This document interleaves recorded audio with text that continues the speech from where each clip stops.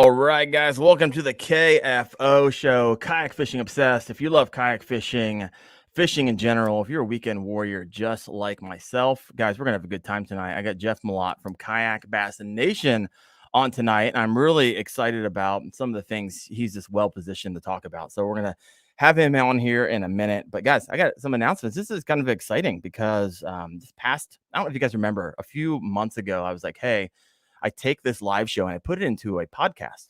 And that podcast, like a couple months ago, we're like, hey, we got 30 views per episode. And, that's pretty good when you started with 0. And I just checked today, we're at 167 views per episode. And so it may be not so in the not so distant future that the podcast overtakes the live show when it comes to viewership. So if you're on the podcast, thank you guys for listening in. The amount of watch time, like you guys watch this show on average 80% of it. So it's crazy. So if you're out there doing a workout, driving to and from work on the podcast, thank you. Guys, I got Jeff on tonight. Before we get to him, I want to thank our sponsor. We got US River Maps. Jeff, a different Jeff. Go ahead and say, hey, Jeff. He's the owner of usrivermaps.com, and he's one of our listeners. And he's like, hey, I want to help out the show. And so a lot of times I just point over my shoulder. And for those on the podcast, you're like, I can't see anything, Darren. Well, sorry, go to usrivermaps.com. But it's kind of hard to see in detail. So tonight what I wanted to do is just share some up close. So if you love kind of river fishing, stream fishing, which I know has become increasingly popular over the past couple years, these are some of the most detailed maps out there, printed on canvas. The ink is an ink that lasts for 100 years, doesn't bleed. And so go check those out. This is State Ohio, and I know he has those all across the country and has actually done customs for people. And so thank you, Jeff, for bringing that value to the show. And here's a little code for everybody. All lowercase, if you're on the podcast, get the $35 off, and you get $35 off for that.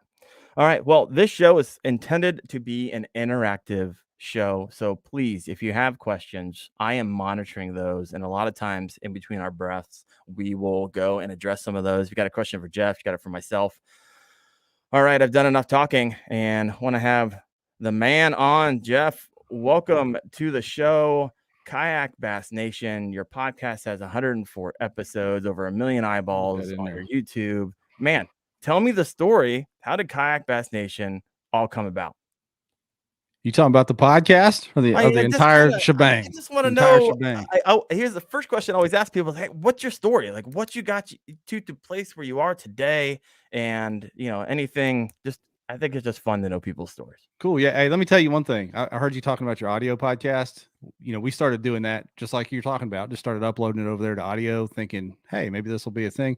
Our audio downloads dwarf our live views and video stuff now. So be expecting that sooner rather than later. That'll happen. I think people just enjoy turning that on and they don't turn it off, whether they're driving or working out or whatever. It's cool. Right on. So audio stuff.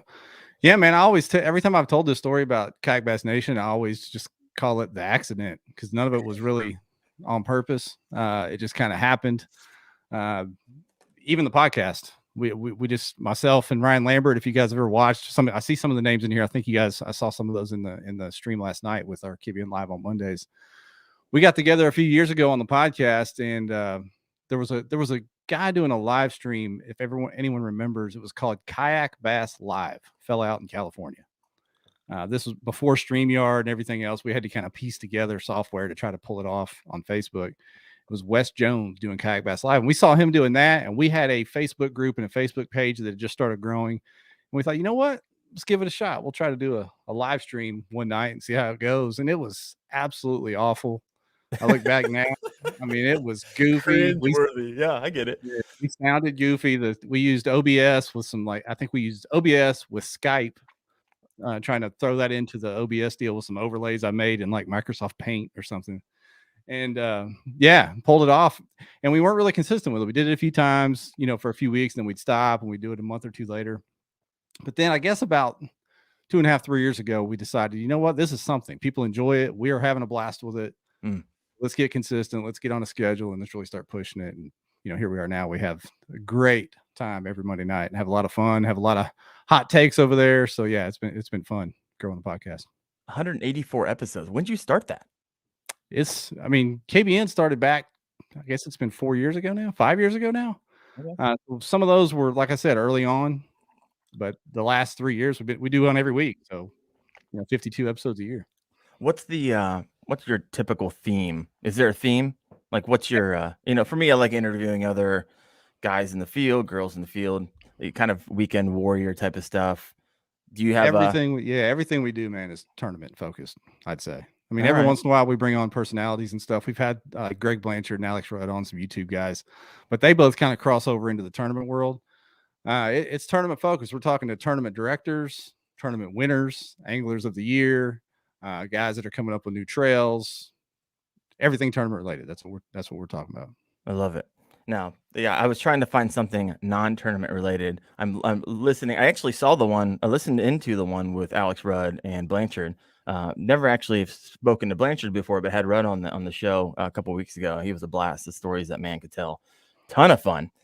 But so what I'd like to do, everybody, is usually when I have guests on, I want to kind of fall within their like a really core competency. And I did a poll yesterday on YouTube. And the question I asked was, do you fish in kayak tournaments?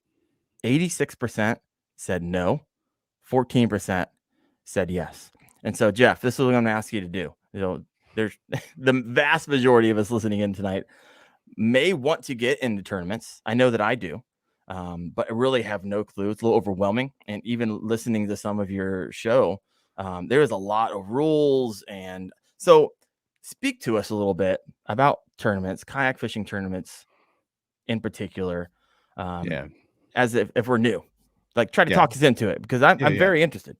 Yeah. Save your money. Don't do it. It's expensive, first and foremost. No. It's a ton of fun, man. I mean, I've been fishing kayak tournaments since 2011.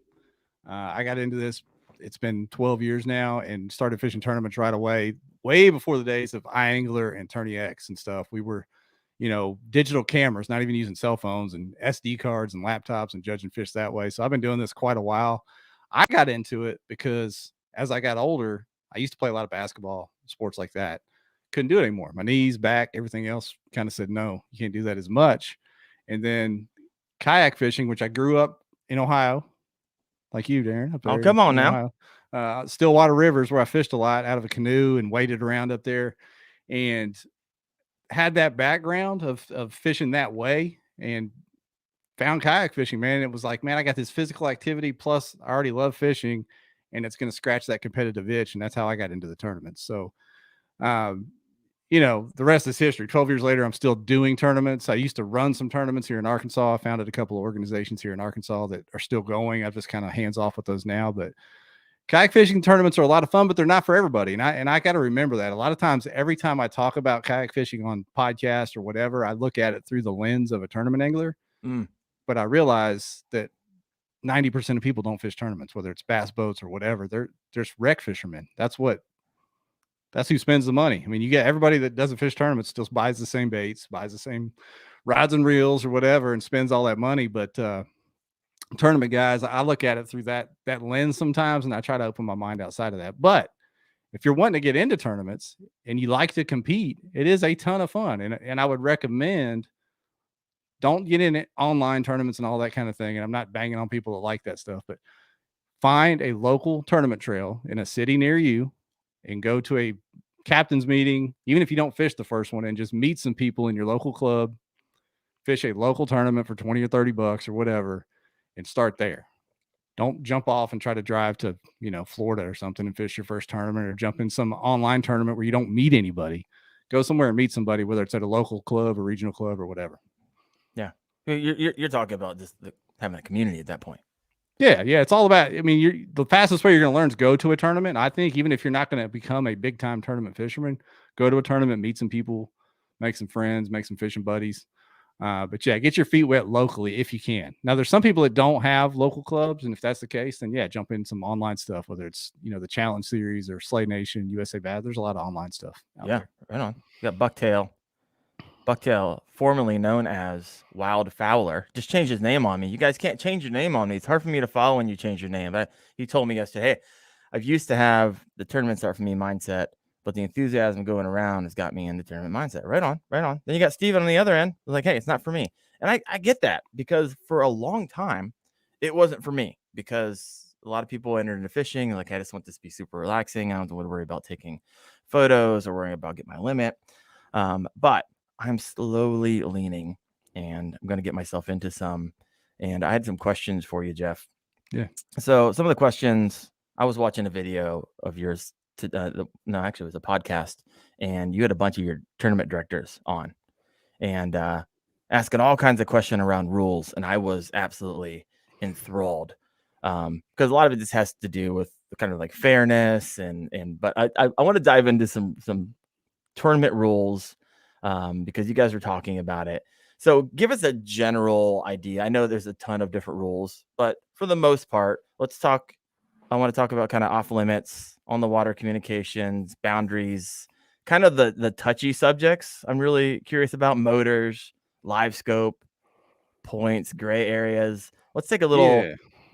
Waterway mods. I saw a video on that. I was like, what That in the stuff's funny, world man. is going on in tournament fishing? Now you said you wanted me to talk people into tournaments. I get into some of this stuff. They're never going to touch one of these tournaments ever. Well, started off with, just generalized rules across the board. Ones that, kind of what we're looking at. Because you got CPR, and then you have other types of tournaments. Yeah, the stuff we're talking about on the KBM podcast, we were talking about the national trails moving to some more stringent rules, because the entry fees are getting higher, the competition's getting stiffer. They're trying to level the playing field up there.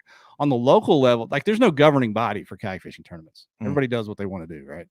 And on the local level, I don't think that's going to affect anybody. They're not going to adopt most of those rules. They kind of do what they want to do, and it's a bottom up sport. Everything starts on the local level and goes up, and then those 2 or 3 high dollar trails, so to speak, are the ones that kind of come up with the more strict and stringent rules and try to standardize some things. But there's no governing body, so that I don't want to get into some of those rules you're talking about from the podcast, and somebody rolls out to a tournament in their town thinking they're going to have to abide by that, because it's probably not the case. They're probably not. Okay. Locally, most people, they have all gone to the same measuring board, which is a catch board, pretty much. Catch Outdoors, you can get a plastic or a metal version of their board. That was the result of some shenanigans a few years ago with bending a hog trough. If anyone knows what the hog trough is. Well, explain it for us. No, I can't. We can talk about that for an hour. Anyway, I heard the story. They're like pushing that thing down the bottom of their yak, right? I don't know who it was. Don't care. But I'm not a physicist or a mathematician. I don't know if crushing a fish down into the board gives you less length or more length, but this man made that board concave, and it caused an uproar. And he was right in front of the camera boat. It wasn't like he was hiding it. They were taking pictures in a big tournament. The camera boat was right there. Really? But the appearance of it was like, wait a minute, we got to look at these flimsy boards here. This is not good. And that was the launch of everybody pretty much moving to catch boards. There's still some local trails that allow the hog troughs, but get you a catch board and you're safe everywhere. Get a catch board. Everybody is using apps nowadays. There may be some holdouts out there with the SD cards and stuff, which is cool. That's old school, but everybody's using apps nowadays. Tourney X is the leader out there, and then there's some others that you can find on the app stores. Catch photo release. You already mentioned it. If you haven't ever done a tournament, we don't put them on stringers. Although around here, the first tournaments that ever started, that's what you did. You put them on a stringer, and a guy was in a flat bottom and would come around and weigh them like they do redfish tournaments. Really? Then you let them go whenever that boat came around. Yeah, if they survived all that. They just like being dragged around. They got let go, yeah. The next evolution was SD cards, and then here we are with these apps. But catch photo release, they go by 1/4 inch increments. Usually there's a minimum length, 10 inches, 12 inches, something like that, depending on where you're at. Usually 8-hour fishing days, man. First light till 2:30, 3:30, depending where you're at. Pretty simple. Pretty simple stuff. Each trail has little nuances that are different, but the usually any public access is the water you can fish in your local tournaments. Okay. These national trails, which you already mentioned, some of the rule changes, they're going to define launch points, which means they're going to tell you where you can launch from. There were some reasons for that too. Let's have some fun. I want to take a little dive into those. All right. So, just because I was fascinated by it, I think our people will be too. So what was the issue with launch points? Well, it's been the Wild West, man, with kayak fishing. It's grown very fast. Like I said, I started kayak fishing 12 years ago now. I told you I wasn't a mathematician. 12 years ago, 2011. And there weren't very many large organizations, number one, and all these apps and all these tournament orgs didn't exist. Everything was pretty much local. Then a few years after that, KBF kind of got off the ground with an open. Hobie got off the ground with some opens, but the rules are fluid. Every year there's something changing, and there's been, like I said, no governing body. So it's been just whatever, the Wild West out there. And the thing that's ruled for years is public access. You can fish anywhere you want, public access. Well, there's some creative people out there. And if you're talking about being competitive, people are going to push the gray areas of any rule that you write if it's not clearly defined. And no one's been found to be illegal, this last year or two, but they're way off in the gray areas, 25 miles. Let's say there was supposed to be a tournament on Beaver Lake, my home lake right here. All right. There's anglers fishing 25, 30 miles, 40 miles off the main lake, up tributaries that do connect to the lake, not in violation of the way the rules are written. So that, made a lot of folks upset, and they called for standardization of rules because, hey, let's all at least, let's not go play the Masters on Augusta and then one guy gets to go play the 9-hole par 3 down the road there. We all got to be on the same course, right? So that's where a lot of that came from, I think. Huh. Now you said that earlier. I'm going to circle back on that. You said that you started up some things, but you kind of stepped aside or still lightly involved. I'm curious on the reason for it. Did you do this full time? What, kayak fish? Yeah, Kayak Bass Nation, all that stuff. No, Lord, no, man. I got a real job. I just do this for fun. So this is just like a part-time. Yeah, me and Lambert, we got real jobs. We're both actually professionals, as much as we act silly on the podcast. We're professional people. All right. Yeah. No, I don't. All I did, I started our trail here in Northwest Arkansas, and then was part of founding our state championship, which is still going. But no, I've kind of taken a vow of abstinence from running tournaments because it is a lot of work and thankless work. Yeah, I was listening. You had 3 of your directors on, and they're in it to win it. And when you ask them, like, should you do it? If tell someone if they're thinking about doing it, and like, oh man, you got taxes you got to worry about. You got laws you got to follow. It's a labor of love. Growing something like that and growing a tournament series and being a tournament director, hats off to everybody that does it. If you know one of those guys, buy them a beer or cheeseburger or something, and because it's hard work, especially locally where they're not getting compensated for it. Yeah. I mean, if it's strictly volunteer, it's still a lot of work. So, thank your tournament directors. It's great stuff. And it's still very rewarding. I'm kind of making a joke about never wanting to run a tournament again. I loved it. I mean, it was very rewarding to see that product kind of come together, be looking out there on the patio at the Mexican restaurant and seeing 50, 60, 70 people all having a good time because of the event that we put together. And it's a rewarding deal, but it is a lot of work. So thank you, TDs. Well, guys, if you have a question for Jeff or myself, go ahead and throw it in big giant letters, question, so I can see it. Sometimes these go by or Jeff and I get in their conversation and we can't necessarily follow. So please go ahead and do that. That'd be awesome. Yeah. All right. Can I respond to Gramps' comment? I just saw it down there. Which one? He said Russ and Cody will still catch him regardless of launch point. I don't even know what that means. Well, Russ and Cody, Russ Snyder's who won the KBF National Championship. Cody Milton was right behind him, won the AOY for KBF. They were way, way, way off Kentucky Lake when they won it, and we're allowed to be. There's nothing wrong with what they did per the rules. And I'll tell you this, he's 100% right. Those guys are straight hammers, and they will win as many tournaments as they did before, if not more. I mean, they're tremendous anglers. That's not the issue. I don't think anybody's accusing them of that. If anything, I think the new rules will legitimize people's victories even more. There'll be no under the breath conversations about, well, they wouldn't have won if they weren't up in a creek in Indiana when they're supposed to be in Tennessee. I mean, that's not going to be the case anymore. I think it puts more legitimacy on your wins by kind of bringing it all in tighter, more standard rules. Yeah. I mean, I was listening to some of the options out there. I mean, if you want tighter rules, you can get there. With the technology that we have today, you got, you can circle within the areas, launch points, define launch points. There's a lot of different options out there to define it. But most guys just want to be a part of something and relatively fair across the board. Now, you did have I've heard this even let's talk for a second live scope and an interesting video that you had on AI, which I thought was kind of fascinating, kind of a futuristic video That's wild. about. And then my question is, I started thinking, okay, how does AI intersect live scope technology, and what could that potentially look like in a decade? Because we've come so incredibly far with just fish finders in general. I mean, will I end up? Can I just show up to a lake in 10 years and be like, "Go find me fish"? That's right. It's like Take me to the Alexa. spot with the most fish, or where it used to be, because everyone's using AI. I mean, so tell me a little bit about the AI video that you did, and tell me just your thoughts. I mean, we're talking conjecture into the future, things that may not Sure. even be created, or stuff that is created, but when it's connected, could be good, could be really bad for the sport. Yeah, I don't know. I mean, I'm not Randy Blockett. I'm not going to get here and start railing on live scope and stuff, even though I don't have it yet. And it's because I could easily have it, but I don't want it yet. That may be at my own detriment, but I don't want it. Okay. But I got on, it was one of the Think Media videos, I think. Darren, you were talking about Think Media before we went live. Oh yeah. They were talking about Chat GPT, which is the early stage AI stuff that's open source. You can go check it out. And I thought, well, hey, let me go take a peek at that and see how that would apply to fishing, because Chat GPT, it's on a website called openai.com, I believe is the name of it.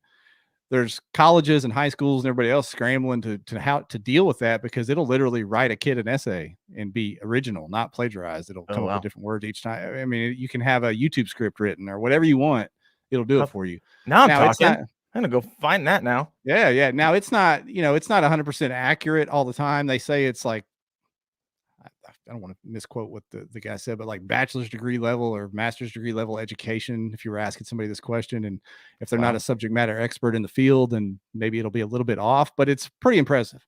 So You I went kidding over me? there and did a video where I just started asking it random questions about fishing. Like there's a tournament on Caddo Lake coming up for the Hobie series in March. And I said, how do I catch largemouth bass on cypress trees? And Chat GPT, I can't say the word. It starts doing its Skynet thing and starts spitting out numbers and letters on the screen there. And sure enough, it told me what depth to target the trees, what baits I might want to throw. I did the same thing for Lake Gunnersville. I asked it about live scope technology. It was able to tell me all about it and how it works and things like that. So it's pretty wild, and it's the beta early version of it. So who knows where it'll be, like you said, 5 or 10 years from now. Yeah, could be crazy. And imagine like connecting that to the technology we already have. Now you said that you didn't want to. You personally made the decision not to go live scope, even though it's probably available to you. Yeah. Do you mind? Do you want to share? I'm curious. Yeah, I don't. I will agree with old Randy Blockett on one thing. If you guys watch any of his videos, I mean, he rails about the technology, every other day on his videos. But part of fishing is the mystery of it. And I know live scope doesn't magically put him in the boat. And I still have a finder with side scan and down scan and 2D sonar and all that. But I don't really want to watch him biting my bait, at least yet. Maybe once I get it, if I ever get it and I see him do that, it'll be cool. And then I'll be like everybody else that I watch on the live streams on TV where they're just neck down looking at their screen for 7 hours on there. I just don't like that. My favorite way to fish is shallow and target fish anyway. So I'd rather have a jig and a Texas rig and just be flipping at trees and bushes all day, not be out there doing that. Yeah. Well, let me know, guys, if you're listening in. Let us know if you would. I mean, what camp are you in? When you're like, hey, I already have it, or I want to have it, or no, I like the mystery. No wrong answers here. I'm just curious on kind of a little poll here. So let me know. I personally, I'll give you guys. I asked you, Jeff. I'll share. I'm kind of like old school in that way as well. I don't want to be, and I've read a lot about it, and you're just kind of looking down the whole time. And it's part of the beauty of being out in the water, at least for me, is just enjoying everything around. So I think that would ruin it for me. But you know what? We'll fast forward 5 years. I might change. So we got a no live scope club from Steven, which makes sense because Steven doesn't want to do tournaments either. Here's really my hope is that everybody gets it. Everybody gets it. More people get it, and they just keep going out fishing in 50 feet of water, trying to get those suspended fish. Just get out there and chase them, and leave me alone over there with my laydowns on the bank. I'll be all right. There you go. So we got Steven, no live scope. We got mainstream, shallow water power fishing. We're gonna run into each other mainstream. Bucktail, pretty careful not to overcomplicate. Suck the fun out of activity. I need to tech up a little bit though. I got it. Let me see. I don't care for the active imaging. I like the thrill of the surprise. Yeah, this all makes sense to me. Oh, we got a question for fishing with Gramps. Here you go. I know you run autopilot. What old time kayaks do you have? I believe you're on the pro team, right? Yes, sir. All right. And I think Gramps is JT, right? He's on the pro team now. Yeah, too. he's on pro team too. That's my teammate there. Fist bump. That's my teammate. Yeah. Yeah. This year, so my favorite Old Town kayak ever was the Big Water PDL, which came out in 2016, or the Predator PDL, which came out in 2016. That was my first pedal drive kayak. You know, I bought the thing. I didn't get thrown on the Old Town team then, but I was on the team shortly after that. And I've been running either the Predator PDL or now the Big Water PDL since the rebrand since then. I just unloaded my Big Water PDL and I will not be running one in 2023. I also unloaded my autopilot this year. Whoa. I've run an autopilot the last couple of years. Whoa. And I'll tell you why. Grandpa's gonna hurt a little bit. He loves his I love my autopilot. I absolutely love it. But I just told you I didn't want live scope. Right. So I went this year. I'm going to be running a couple of boats, but my tournament boat is going to be the Sportsman 120 PDL. Okay. Because of the hull design and how flat it is on the bottom compared to that concave shape of the Big Water. I can get shallower, I think, a little shallower draft. I can get up in some skinnier stuff. And there you go. I can fish shallow and stay away from the live scopers out there. That's my plan. So I can turn a little better with the shorter boat. So going into the history, being you've been doing this for a while, you know, what are some of your older kayaks when you first got into it? Like, give me the progression of your fishing kayaks. And was there ones that you're like, oh man, I wish I still had that and I offloaded it, or no? I'll tell you, man, it's still a good. I don't even know if they make it anymore, but 2011. I used to bass fish with my father-in-law. I lived in Hot Springs, Arkansas. I never bass fished growing up in Ohio. I just junk fished on the still water there in Dayton. Oh yeah. You know, catfishing and just wading around, clowning around in the river. Didn't know what I was doing. Well, when I was in the military, met my still wife to this day, going on 29 years this Friday. Oh yeah, man. Yeah, that's awesome. And when I got engaged to her, got married, my father-in-law basically said, "Okay, if you're gonna be in this family, you're gonna bass fish, you're gonna play golf." And that's it. I said, okay. And I had a set of Ben Hogan blades show up in the mail to play golf. And we were still stationed in North Dakota. And when I got down here, he threw me in the boat and taught me how to bass fish. And I've been bass fishing for 29 years.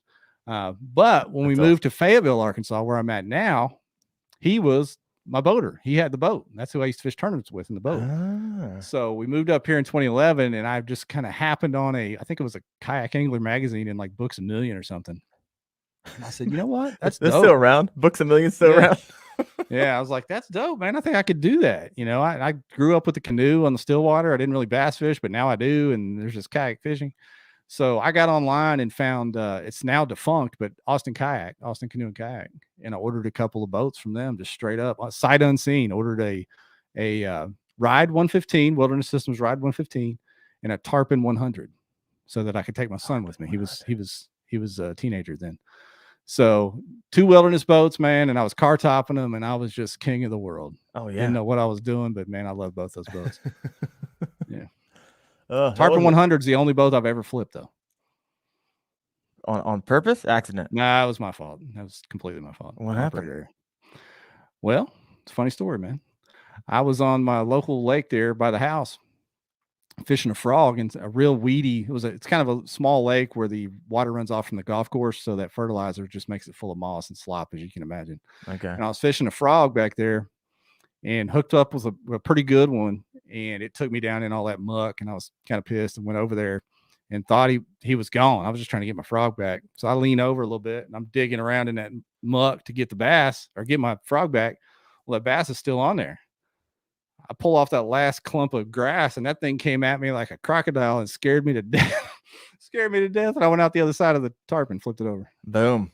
Yeah, I was standing neck deep in moss and algae. Awesome.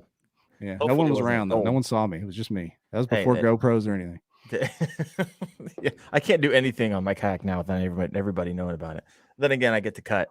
I thought about doing some live fishing. I don't know. I might get around. I've tried that a few times, man. It's hard with your GoPros because it's hard to get good enough signal. It gets real choppy. That's the problem. All the lakes I go, and it's not like I'm in the middle of Metropolis. So yeah, that makes sense. All right, we got Yeah. some. What we got over here? What's Gramps have to say? And I see all the tournament directors working to share rules across the board. Hey, here's a question. I had a question come on. I broke 2 rules in my first tournament. What's a good way of clarifying and understanding rules? Now, granted, I know they're written down somewhere, right? But we've also just discussed that there's some gray areas, and you also discussed. I want to ask you about this. There's no governing body across the board, and so And is there there a isn't in future? like no, I mean, even on the professional bass boat level, there's no governing body. Like Bassmaster runs its own rules, MLF runs their own rules. Yeah, So think about it, that's not really a thing. I don't know if it'll ever be a thing. Yeah, I don't think that'll be a thing. As far as clarifying rules, just call your TD, man. Try to read them if they have a PDF version, but call your TD and pay attention in the captain's meeting. It is easy, especially when you've been doing this for a while, to just zone out those captain's meetings because they're just up there talking about all the weird 1B-27. Don't, look funny at your buddy in the next kayak, or whatever rule that you've heard a million times. Don't just gloss over that. Pay attention in the captain's meeting, and then if you have any questions, just ask your TD. Most TDs will be glad to clarify rather than have to DQ you on the backside. They don't want to do that. Tournament directors don't want to disqualify people or get them in trouble. right. Hey, Lost in Tackle, let us know what were the 2 rules you apparently accidentally broke. I'm curious because, well, I want to learn from them. Don't want to break them myself here. Coming up this May, June, July, and August. Hey, this Fisherman's Gramps. Here we go. So there's several folks that are live streaming their yak using Twitch, using second phones with plenty of signal. Interesting. I think it's a matter of where you're at too. Like I tried doing it from La Crosse, Wisconsin, and way out here on Beaver Lake, and places where you may be up in some places with no signal. You know what I mean? But if you live near a place with some good cell towers and good signal, you rock and roll, you probably do it. Yeah. I know that the Kayak Fishing League, those guys try it all the time, and it's kind of a cluster. You'll have one guy with a crystal clear signal, and then one guy looks like he's from a PlayStation game from the 90s or something, and the next guy has no picture at all. I mean, it's just, it's weird. I think the fun of I would think the fun of it is being able to interact. And that's the problem, right? You really can't unless you're sitting there looking down your phone and stopping every 5 seconds to answer questions. I guess you could do it that way. Yeah. I could barely fish and focus on that, let alone try to do 2 things at once. Yeah, I've done it on TikTok a few times where I put the phone up here, where I can see it, but it's looking at me and I'm looking at it, and they don't want to watch me. They want to see what's going on out in front. So yeah, makes sense. Yeah. All right. So I always like to, in my professional line of work, I always ask my colleagues, so what's your crystal ball? And what I mean by that is, like, what do you think is going to happen in the future? And so when it comes to kayak fishing tournaments, if you were to do a video, Jeff, on this is where I see kayak fishing tournaments going, good or bad,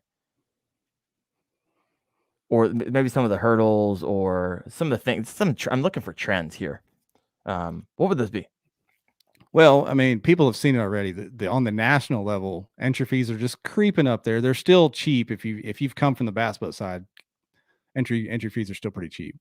There's been clamoring for people that say, "Will we ever have a pro series? We need an elite series." I think we're a ways from that, if we even need that at all. I don't know, because when you start talking pro and higher level stuff like that, there needs to be an infusion of money.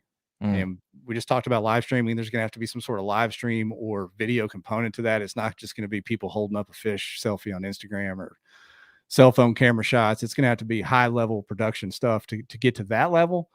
But yeah, it's going to continue to grow. It's the fastest growing segment of bass fishing, just competitive bass fishing, just because of the entry point. I mean, everybody pretty much has a pedal drive or a motor drive or both these days. But even then, I mean, bass boats have gotten ridiculously expensive. You can get into a nice pedal drive kayak for relatively nothing compared to a bass boat, especially if you pick up a used one. So it's going to continue to grow. I just hope, and that's kind of why KBN exists, our forum and our podcast, that people don't leave craters along the way with, the nonsense they try to pull off as the sport's going to grow. Yeah. Just folks need to stay out of the way and not try to take advantage of it as it does grow. But that's going to happen. It's people, it's money, it's people, it's competition. There's going to be bumps along the way too. Yeah, for sure. So when you were mentioning 2 things, I had a question about. So fees, you said they're creeping up. So getting a little uncomfortable potentially. Give us, for those of you who we were not part of a tournament. I mean, I don't know what that looks like for kayak fishing, and I really don't know what that looks like, to be honest with you. For you mentioned a bunch of series, so show me the step up in series. If I'm an entry level one to get into kayak fishing, you mentioned a little bit earlier in the show, hey, find something local, but then step it up from me from there. What's that look like? Because you were like elite, pro. Yeah. I mean, like I said, everything's an open now. There's no elite or pro. You don't have to qualify for anything other than their championships. Some of the championships, Okay. everything's an open. But on the local level, you're probably looking $30 to $60, depending on what trail you're dealing with. But then after you get outside of that, KBF, they run, and I'm going to misquote this because to me it's still complicated. They have at least 3 events in the same weekend. I think still maybe 4. Like $125 each, and then one of them's $200. So if you combine all that that ended up being $350 or so. But if you just want to enter one of their events on the weekend, I consider that more of the first step, which is $125 for a trail event, KBF trail event. $125, solid payout if there's a high number of people that sign up. Yeah. The All American Kayak Series is in the 165 to 185 range, depending on if you are a member or not. I believe that's how it is this year. But anyway, in that 165 to 185 range, the All American Kayak Series, and they taunt themselves as a regional series, but I think they're a national series. They go from Texas all the way to Michigan. So okay. The Bassmaster Kayak Series, they dropped their schedule today. They are still around $250 for their entry fee. And then Hobie, the Bass Open Series, which is considered our elite series, even though it is still open, they went to $295 this year for their entry fees for the regular season events. Well, dang. So that's, just under $300, which I don't really think that's too bad. If you think about being a co-angler on the bass boat side of things, it's more than that to not even be in the front of the boat. Yeah. So I have no baseline for any of this. So I'm like, okay, that's it is what it is. I don't know. All right, we got Bucktail here. Had a question. In any tournaments, anyone else ever taken in, there ever referees out and about keeping tabs? Yeah. So how are rules enforced is kind of an overarching question here. It's the honor system. The honor system. Sort of. Okay. I mean, all these tournaments reserve the right to polygraph people. And if you deep dive into the rules, there's usually a polygraph mentioned in there. I know they, if there's any lawyers watching, they're going to say poly's doesn't stand up in a court of law, whatever. But that's there as a deterrent. Obviously, on some of these larger tournaments, there's 200 people in the tournament. So there's other eyes on you. People are always watching. Right. The apps themselves, they're marking the fish location from where you submit them from or take the picture from. So there's a lot of different ways to make sure the rules are enforced. But then at the end of the day, it does come down to honor system. I mean, usually it all comes out. Usually people get caught when they cheat. We've had our fair share of cheaters. There's been a wide variety of cheaters. If you'd like to know some of those funny stories. I can tell you. Yeah. Guarantee I do. Actually, check this out. You guys ready for this? Boom. I already had the question. Trouble with the cheaters. For you. Trouble with the cheaters, man. Well, yeah. I'm Canton, Ohio, right? 45 minutes north is Cleveland, and you have not been alive to hear that debacle with weights. And so how does this, and that's we got that beat, dude. Well, bring it. I want to hear the stories because I'm fascinated. Yeah. So the first high level cheater that got caught was down in a guy out of Kentucky, last name of Shepherd. He was carrying multiple plastic boards. This was also a plastic board problem, and cutting the boards and gluing them back together at different lengths. Yeah. So he would catch one fish, let's say he caught a 17-inch fish, slap it on the board. He'd take a picture of it. Then he'd pull out his second board, and now that 17-inch fish became a 19-inch fish because the board's shorter. He cut out the middle, and he would covered it with the bass.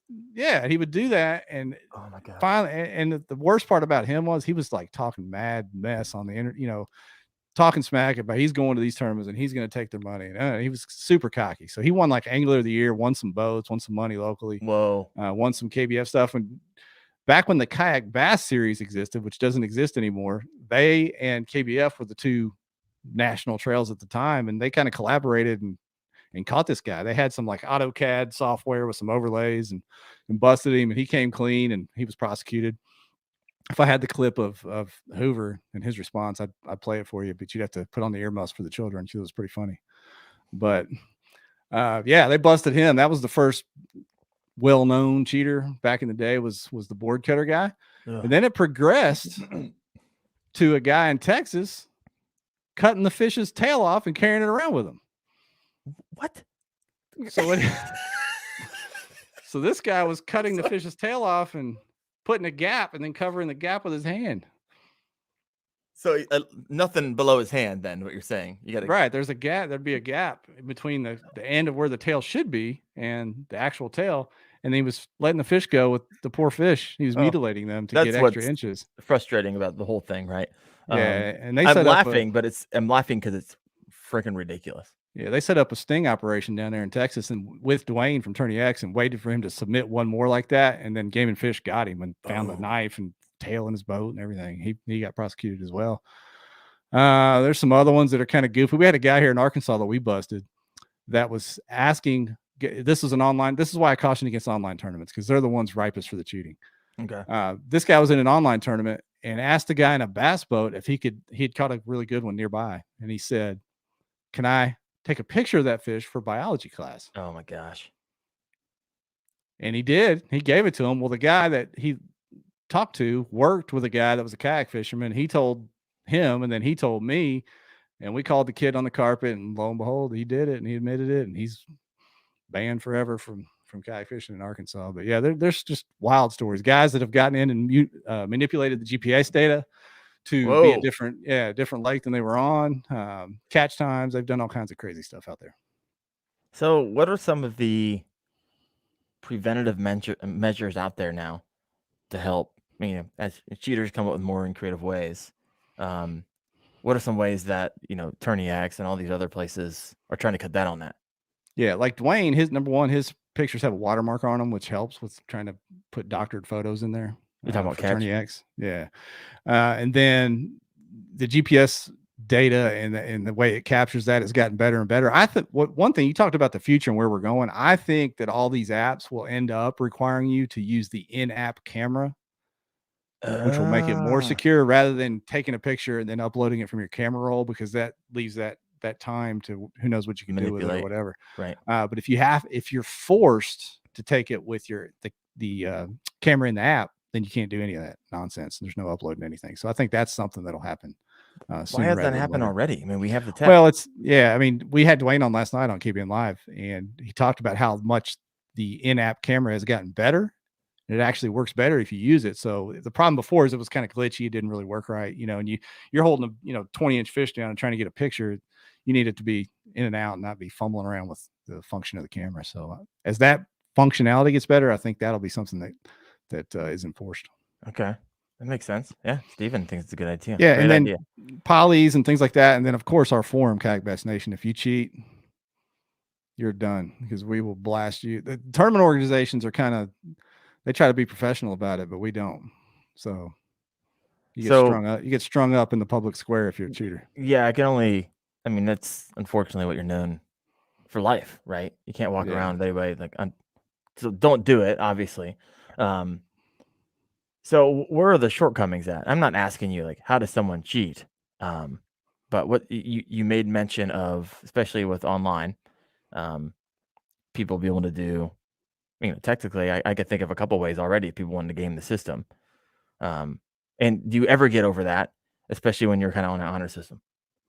Yeah, like I said, there's nobody that we know of. I guess if they have gotten away with it to this point, we wouldn't know because we haven't caught them yet. But this always comes out. It always comes out. People always get caught. And the more they get caught, the more things we know to look for.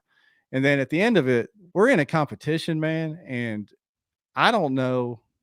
As a competitor, I couldn't sleep at night if I was doing some shit like that. So I think 99.99% of the people wouldn't stand for that, wouldn't even think of doing that. And, we're always on the lookout for people that would. So a little bit of, I think somebody in the comments said self-governance. So yeah, we're self-policing, self-governing a little bit, honor system a little bit, and then these polygraphs and apps and different things they're coming into play along with the stricter rules. Yeah. With defined launch points is a huge deal. That's going to help a lot, and then that's going to bring more anglers. I say closer together. They can still get far from the ramp, but you're not going to pull any funny business without some eyes being on you, right? At some point. So is polygraph really a thing?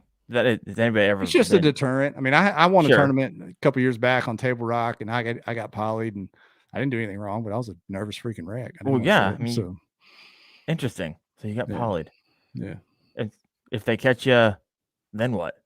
Well, I mean, I think KBF has DQ'd some guys for failing a polygraph, Really? and then also not done anything about some guys that failed failed a polygraph. So I don't know. I think that's just one level of many different deterrents that people that can use. I think really the shame of it all. I mean, who wants to be known for that? Who wants to be known by their peers and their coworkers and their family as a cheater in a kayak fishing competition? I mean, how much clout are you trying to chase? You're trying to cheat in a kayak fishing tournament. My God.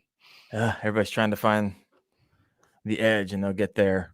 Yeah, I mean, and I know we're talking about funny, strict rules and cheaters and all that, but I'm telling you, I wouldn't still be doing this 12 years later if the kayak fishing tournament community wasn't a bunch of fun. I'm not from Northwest Arkansas, and I'm sure not from a lot of these places I visit. And just about every close friend that I have is a result of kayak fishing tournaments. So Yeah. Well, I mean, I can testify to that. The reason I started the live show, I'm not sure if I ever shared this. It wasn't for watch time. It wasn't for clicks. It wasn't for any of that. I'll be honest with you, winter was coming around the corner, and I was like, you know what? I don't nobody. I mean, I get comments from YouTube and stuff like that, but I don't feel like there's a lot of guys out there, a lot of girls out there doing this really well, and I just like to make some friends. And really, that's how this is episode 14, which most people stop after 7. And so here we are, doubling that. So for those of you, if you've been with Kayak Fishing Obsessed KFO show since the beginning, let me know in the comments. I'm incredibly thankful for you. So thanks for hopping into that. Fishing with Gramps said virtually all the kayak community supports everyone. I agree. I mean, holy cow. Now, yes, there might be some disagreements on stuff, but ultimately, I love that. I love that support. The Ohio guys, Kevin Bacon, the Ohio guys were disqualified before for failing a polygraph. I think I heard that as well. Yeah, and if up on the comments a little bit, there's Diggs Outdoors said something about, was that the same guy in Arkansas that got disqualified for using yo-yos? No, it isn't. But that yo-yo guy ended up getting DQ'd from another tournament for cheating again, even though we warned him. So that's something else. Is you guys, when you're told about somebody who they are and they show who they are, believe them. Don't think they're not going to do it again to you. Yeah, yo-yo, help me out. It was another online tournament. For any of my old heads in the comments, does anyone remember Kayak Wars? Oh, it was a multi-species deal, Kayak Wars. That was some wild times. But it was trout, white bass, whatever. You just accumulated these massive amount of points on a website, and you entered your fish on there. And this guy was using yo-yos on docks to catch fish and take pictures of them and send them into this online thing. Really? This I can't even keep up with all the comments right now. Kind of, you got some threats out there. I don't want to be around Kevin. Caught cheating. Yeah, I was watching that video up in Cleveland, and I was like, holy cow. I agree with Lost in Tackle right there. I agree with his comment. Oh, I got this. There we go. All right. What else we got here? All right. How many Mr. Bluestone, how many of us are being paid to be here right now? How many of you guys are really at work listening in is what I think he's asking. All right. Fishing with Gramps. I'm here because I don't want to edit a video. I've heard that before. Anything to not hop on iMovie. Gramps, you ever figured out what you're going to use now that Phil Mora kind of sucked away your lifetime license? I'm curious about that. What do you use? I just do straight up iMovie. Really? Now, I've been using Power Director since I started doing this. Really? Yeah, which nobody even acts like they know what that is. But I wouldn't even be able to tell you what that is. Power Director 365. Instead of buying the software, it's an annual membership of like $80, which is fine. Okay. Yeah. I mean, I think that was the issue with Phil Mora. They sold you a lifetime license and then they reneged on it. I was like, well, that sucks. All right. So I'm a little bit jealous of watching your YouTube channel. So Jeff has a YouTube channel. Go check it out. And I'm more jealous because he's already got his first fish in 2023. I can't even get to the fish right now. I got hard water. So tell me about that a little bit. You're in your autopilot. Yeah. And autopilot's great, but especially in the winter when it's windy and cold, because you can just stay bundled up and get it done. But right here by Fayetteville, Northwest Arkansas, where I live, there's a little place. If you've ever fished in an online tournament in this region, like one of those monthly online deals, chances are you were beat by somebody fishing this lake where I went to catch my first fish of the year, which is a power plant lake. It's 800 acres. It stays warm in the middle of winter. Even with some of the weird things they're doing with coal power, it still stays warm. I went over there just after January 1st, and the water was in the mid to high 60s, and I was able to catch it shallow on a fluke. Last year I went over there and caught him my first fish of the year. I smashed him on topwater in Really? early January. Whopper ploppers, just smashed him. So it's a fun place to go. Yeah. Well, congrats. You have to get my first. It's weird where I'm at in Ohio right now because I have a little pond that's not my pond, but it's next door, and it's kind of my litmus test for the lake that's 15 minutes down the road. And one day it's ice, the next day it's not. One day it's ice, and it just will not like freeze over, period, or stay, so I can actually get out there. And I got a brand new bona fide P127. I have yet to even get on the water yet, so it's driving me absolutely crazy. So it's sitting out in my garage right now, and I'm doing a bunch of modifications to it. But soon enough, folks, soon enough. All right, Fishing with Gramps actually answered me. DaVinci Resolve. He moved over to DaVinci. I think my computer would explode on itself if I had DaVinci. Is that? I think it's something you run on your computer, software. Maybe not. Who knows? All right. What else have we got here? Got another DaVinci Resolve from OnlyFins. Bucktail said, "Is there a state that doesn't have a Fayetteville?" That's funny. I live in Canton, Ohio, and there's like Canton everywhere as well. Yeah, in my real life, man, I work for the government, and I had them buy me some plane tickets to go on some training once, and they had me coming out of Fayetteville, North Carolina. So even they don't know where I'm at. Nice. All right, John, need a walkthrough vid once the Bonafide is ready to go. I got good news for you, John. Head over to my YouTube channel. I already did an initial walkthrough on it because I did a ridiculous amount of research on the P127. I'm a pedal guy as well, maybe a little bit like you, Jeff.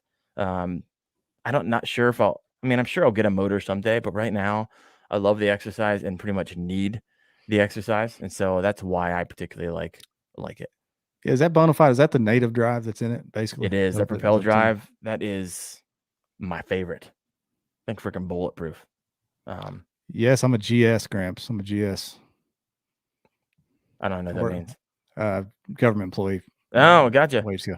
I work for the VA. I work for VA healthcare system. Oh, okay. Right on. Trying to make it better over there. Trying to make it better. We have a great one here, but I'm trying to make it better over there. Awesome. All right. Well, I got we're coming down to the last final minutes of our show. If you have a question about anything or unrelated topic for Jeff, go ahead and throw that in the comments, and we'll circle around and end on those. But Jeff, I do something like the lightning round. I like to do sometime in the midst of the show. I always say one-word answers, but usually goes off the rails really quick. But I'm curious. Here we go. You ready? Favorite KBN guest ever? Did you ever hear of the Dark Waters podcast? No. It's down to, he doesn't do it anymore, but I think Josh Smith would be near the top of the list. He's one of the funniest dudes we've ever had on there. Josh Smith or Jeremy Hughes, both hilarious. But there's too many to name. We've had so many great guests on there and have a lot of fun. But Josh Smith, find the Josh Smith episode on YouTube somewhere. You'll have a good time. What happened to the Dark Waters podcast? Yeah, he got busy doing something else. I see Armando. You're one of our favorite too, Armando. Not leaving you out. He just stopped doing it. He got busy with life. I mean, he's a veteran himself. He's been out of the military for some time, but he got into doing some jujitsu. I can't say it right. Karate. He's doing some karate, and he's got some kids at home and things like that. So he just stopped doing it. I don't even know if he's kayak fishing anymore. But Josh is a great one. Hilarious episode that was. It's interesting, especially in the podcast world. I'll type in like a top kayak bass, kayak fishing podcast, and it'll show one from like 3 years ago. And dude did like 12 episodes, and it's still like ranking. How do podcasters stick around for a while? I see a lot of that. What happens? Just not fast enough growth? It's work. And it is work. Just like YouTubers in general, man. I mean, Ryan and we haven't been the best, but we've been consistent for the last few years, and the growth has snowballed. You know what I mean? So I think it's just sticking to it, just like anything, being consistent. I mean, that's a YouTube story, right? And most people don't have that crazy, hey, I posted one video and I have 100,000 subscribers later. A lot of these guys and girls have been doing it for 5, 10 years. And we look at them now, we're like, oh, they must have had something. No, I mean, they put it in the work. I mean, I treat it like a part-time job. And you got to like it. I mean, if you don't like it, you'll stop one day. You'll stop one day. So. That's true. So what do you mean? What are you guys looking for? I was talking to the Paddlers playbook. I think they just hit 100,000 plays. Yeah. What's KBN look like? I'm curious. We're well above 200K now, but yeah, I mean, it's still great. The audio thing just kind of floundered for a while, but it's really taken off this last year and a half. The audio's, growing fast, but it's still a niche inside a niche. I mean, bass fishing is a niche, and then kayak bass fishing is an even smaller niche inside that niche. So it's never going to be pulling, giant numbers, but it's very targeted, and we're thankful for everybody that does download it and listen. So yeah, and especially the folks that come on Monday nights and mix it up with us. We have a lot of fun. Yeah, when is your show? Every Monday night, 7:30 p.m. 7:30 Central. All right, guys. If you liking what you're hearing already from Jeff, head over there because there's more nights of the week outside of Tuesday. So you guys were on last night, right on. Yeah, last night we had one of our biggest shows last night. Our biggest YouTube audience ever last night. It was fun. Nice. What's a big YouTube audience? We had at one point 84 live viewers on YouTube and 80 something on Facebook. So 160 something live viewers. So big for us. Yeah, that's great. All right. Lightning round question number 2. Top 3 confidence lures. What are you typically throwing? And I understand there's a billion different variables involved here, but what usually do you have rigged up? Say you're rolling out anywhere in the summer. In the summer? Yeah. I'm gonna have, and then most of these baits I'll have on all year round, to be honest with you. Okay. So I'll have a Texas rig, probably a brush hog or some kind of crawl, a compact flipping jig from Dirty Jigs, and a Carolina rig. Oh, OG.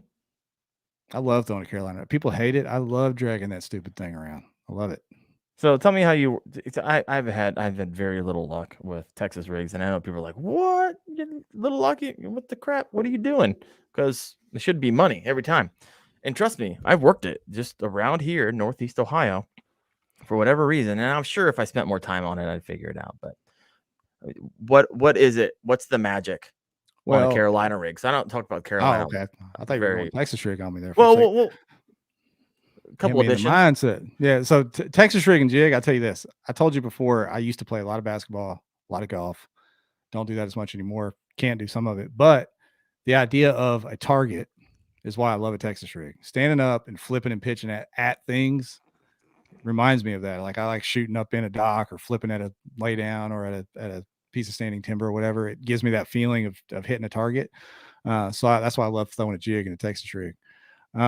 Carolina rig, man, it's kind of finesse for people that like throwing a wobblehead or a football jig, which I really like that too.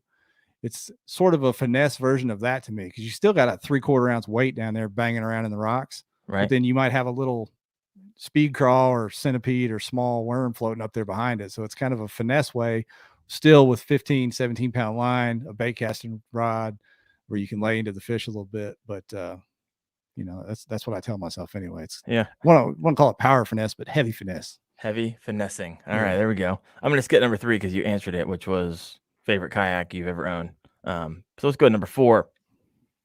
Top 5 kayak fishing YouTube channels, in your opinion. Man, Greg Blanchard's the OG. I've been watching him since he had like 10,000 subs. So, Greg's obviously number 1. I like a lot of podcasts. So my guy, Armando, I saw him in the comments, Bass Kayaks and Beers. Love him. Bass and Brews guys. Love those guys. Christine's got a great channel. I don't know if you guys watch Christine Fisher's channel over there. Mm-hmm. One of the most underrated channels. I'm going to give you 6.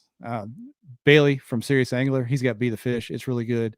And then Nolan Miner has got a great YouTube channel. He's only got, like, I say only, he's very close to me, which is very small, like 2,000 something subs. But Nolan Miner, who's one of the best young anglers in the sport, boat, kayak, or otherwise, got a great YouTube channel over there. Yeah. I asked Bailey to be on the show, and he didn't say no. It's just his show is happening right now, every Tuesday night at the same time. So he was all about it. Holy crap. I'm looking at the comments. We got 16. I got one more question, and we'll finish off with those. Sure, yeah. Somebody said North Dakota Angler. That guy's got a huge channel, but he's like the Bob Vila of kayak fishing. I don't really get much excitement out of watching his. He's huge, though. Right? He's awesome. He's awesome. Yeah. I love it. All right. Favorite non-YouTube channels? Is there anything that you just binge watch is kind of fun? Yeah, I'm a YouTube. I love YouTube stuff, man. I watch a lot of Think Media. We talked about that before. Live. Trying to learn how to be a better YouTuber. Apparently, you've listened better than me because you're growing fast. You're growing fast with the Think Media.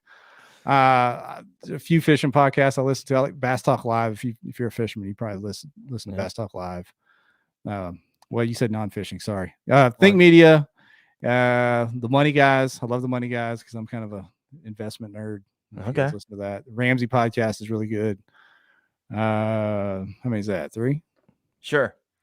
Yeah. That's fine. You don't have to keep that's going. 3. That's 3. That's the 3 I listen to the most. How about that? All right. So yeah. Little tip for everyone listening in. If you were like bouncing around the idea, I already have a channel. You're like, hey, you know what? I made a decision. I want to grow my YouTube channel. Sean Cannell, Think Media. Watch his videos, do what he says. You will grow. Yeah, can I throw something in about that? Go Because for I it. have a story for you. A story of regret. Okay. So I started shooting a couple YouTube videos back in like 2013, 2014. Right. Your channel started in 2012. I saw that. Yeah, something like that. 2012. So I shot some like crappy videos with my phone, and I think I had a Sony action cam that I bought, and I got to like 600 or 700 subs pretty quick back then, Then I stopped. I stopped uploading for a pretty significant period of time, maybe one video here in a year or whatever. You know what I mean? Right. And then all those years later, I kind of fired it back up and got excited about it again. And I think of that lost opportunity cost of all those years. And it's still the same now. Like if you're uploading right now and you've got 5 videos and you have 20 subs, don't give up on that, because 10 years from now, you'll think, man, I should have kept uploading. So keep doing that. Keep doing that. I mean, just for some baseline, because I didn't have a lot of baseline when I started. It took me a full year to get my first 1,000 subscribers. Yeah. And now with shorts and all this other stuff, you can get there faster, but it's still, you got to stick to it. Yeah. And it's compounding, right? Yeah. So second year, I got 12,000. So it's just a grind that first year, and most people give up along the way. If you want to succeed, check out Sean Cannell, the guy and his entire team. It's not just one guy, it's his entire team. They're absolutely brilliant. So if you're out on the road, binge watch their content, pull about some nuggets, apply them, and you will grow. Okay, we got 18 comments since I've started the lightning round. So let me head up here. Let's see what we got. Any questions? What's Dig say? Went to fishing this weekend. The aforementioned homemade crate is getting assembled. My man, I think he's using a variation of the video I did. It's like my second video ever. It's kind of crazy. Homemade crate, baby. I'm a homemade crate guy. Yeah, I was just looking at the black pack from Yak Attack. I'm like, you know what? No. I've been through them all, dude. Great. I've been through them all, and I went all the way back full circle to the homemade crate. Really? Yep. See, I got this crate, and what I love about the crate, and I haven't seen it on any like commercial products, is this milk crate deal. Is I have a bungee top, which is so super convenient to not even just look around. Just take my hat off or sunglasses, turn around, shove it underneath the bungees, and you're good to go. So I love that. Jeff says, what's Jeff's average tournament entries? Like fees? Yeah, Jeff, help us out there. We'll circle back to your question. Yeah. I hate to say I want to say I got bored fishing the local trail, but I started the local trails, and we only have one major lake around here, and I got kind of tired of fishing it. So I don't fish many local tournaments anymore. Some of my injuries to my back and knees don't let me fish as many national tournaments anymore. But the ones I do go to, I go to mostly national stuff where the entry fees are $250 to $300. Okay. So yeah, I kind of pick and choose national tournaments that are within a decent distance. All right, we got Shane. Going to have to introduce you guys to these boys to catch a lot of muskie. This is a buddy I went to high school with, and we kind of reconnected. He's just an hour or so south of me, just destroying the muskie. So guys, if you're around my channel, you will see a video around muskies, which is unusual for me. Look at that. Fishing with Grams, Love, Think Media. These guys are killing it. Did you see another question here, Jeff? I mean, I'm trying to. I am. Yeah, there's lost. A lot of people. Dig said he's still trying to get to 1,000. Blow up them YouTube shorts, man. That'll get you there in no time. Yeah, if you want subs, which is somewhat of a vanity metric in my opinion, still good to have. You got to have it for that monetization. That's it. But once you hit that, you're good. Right. But man, I can't. I mean, the weird thing about shorts, I mean, you'll post 10 and want to go crazy, and you'll get the one that you think sucks will go crazy. Yes, it's not the one you put a lot of time in. It's the one that you're like, sure, blah blah blah blah blah, and boom, it'll. I mean, I was just talking. I had fishing with Gramps on the show, a month or two ago, and I think he has one. It's like a million views. So good way if you want to grow your sub count fast. Listen to Jeff; he is absolutely correct.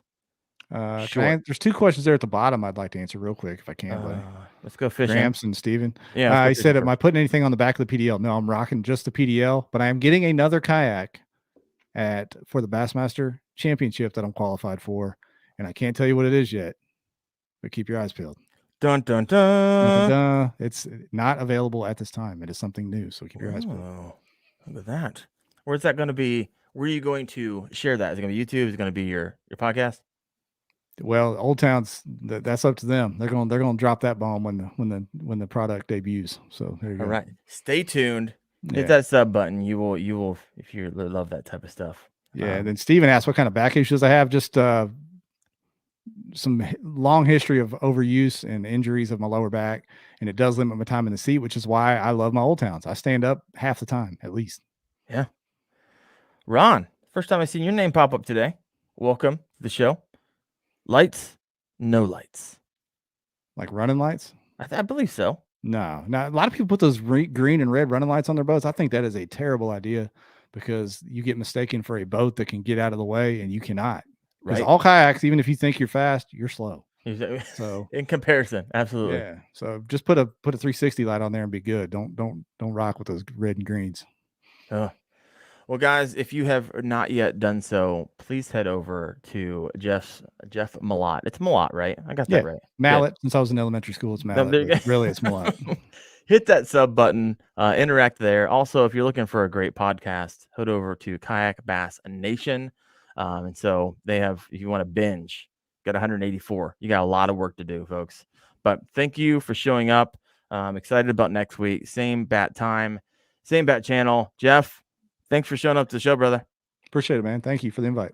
All right, everybody. See you next week.